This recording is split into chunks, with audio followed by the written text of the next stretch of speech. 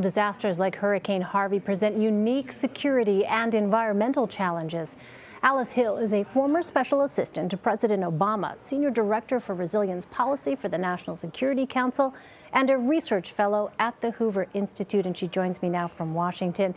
Alice, on Tuesday, ExxonMobil said that Harvey had damaged two of its refineries, releasing hazardous pollutants into the nearby environment.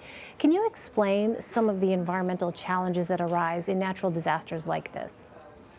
Sure. We have, particularly in Houston, storage of very strong chemicals that support our industry and commerce here in the United States. And so when you have a huge flood event, the tanks that hold those chemicals are at risk. We see this, for example, also in Sandy when wastewater treatment plants fail because of flooding. All that foul water, spoiled water, fills the waterways and then spreads around. Of course, in Houston, we're seeing these gases being released that also can have serious public health consequences.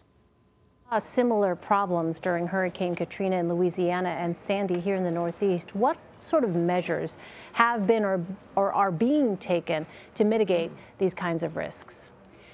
Well, one thing that's been done in Texas is in 2015, ExxonMobil, as a result of some litigation and other chemical industries, agreed that when they did releases, they would reduce the amount of gases when they do shutdowns or startup that were inadvertently released. But one of the challenges we have are these huge tanks that we store these chemicals in. Their walls are rather thin, and they have floating rooftops to keep the gases contained. But when those roofs float off, as they will if they're damaged in a hurricane or with floodwater, it can release more gases in a way that's not desirable and not allowed under the law. It's a higher release than permitted for.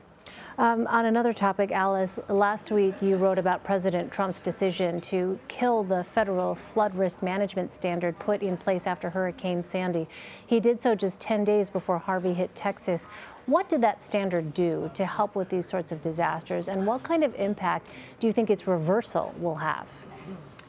That standard required that after a flood event like this, we would have built back better. It essentially said that if you want to take federal money, federal taxpayer dollars, and build in or near a floodplain, you need to build higher so that those waters can get through underneath and not damage the structures. That means our economy gets back quicker, the building suffers less damage, fewer people are injured or die. President Trump, in his infrastructure order, decided with no comment to repeal that provision. And now, as we face rebuilding in Texas and Louisiana, there will be no federal requirement that we build back better to make sure that we can withstand the impact of future flooding. And Alice, what would you say, though, to critics of that policy who would argue it simply costs too much and the country cannot afford these kinds of elevated structures, even given the dangers? Simply, we can't afford not to. We had a $60 billion bailout with Sandy. Katrina was our most expensive disaster, and now we're going to have, with Harvey, very high costs involved. If we rebuild just as we've built in the past, we can anticipate that we will have this type of flooding in the future. We have seen sea level rise of at least a foot in the Houston-Galveston area. That increases the storm surge, and of course, we never can tie this particular event to climate change, but with climate change, we will see more extreme precipitation, what some emergency managers call rain bombs. Wow. And what is that? That's when so much rain falls, as we saw here, all at once, where there's no place for the rain to go, particularly when you have constructed, as we have in many of our cities, with a lot of hard surface. There's no place for that water to go to. It will cause flooding, and therefore we need to find ways to accommodate that water so that we're not losing major structures repeatedly. It's just too costly.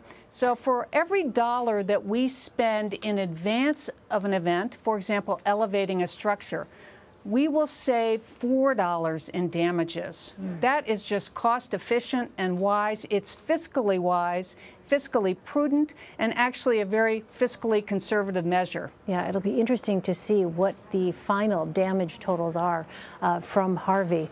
Well, Alice, during your tenure at the White House, you led the development of policy in regards to national security challenges associated with climate change. Can you tell us more about that? Yes, we realize that national security is greatly challenged by impacts of climate change, extreme flooding, drought, extreme heat where it gets simply too hot for safe human activity. And that will have effects here in the United States. It will also have effects globally.